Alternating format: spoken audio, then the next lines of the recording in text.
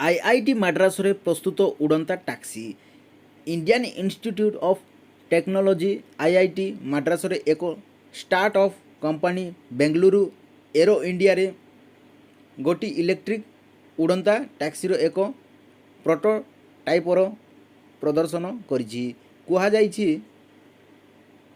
कि रास्ता रे चलुथुवा कार अपेक्षा यह 10 गुण अधिक वेगरे चली पारिबो। एथिसह उड़ंता कार हेलिकप्टर ठारू मध्य अधिक जोर रे गति करि पारिबो।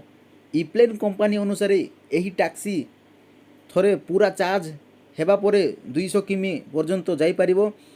सत्य चक्रवर्ती एवं प्रांजल मेहता एही टैक्सी प्रस्तुतकारी कंपनी रो मुख्य कार्यकारी अधिकारी सीईओ।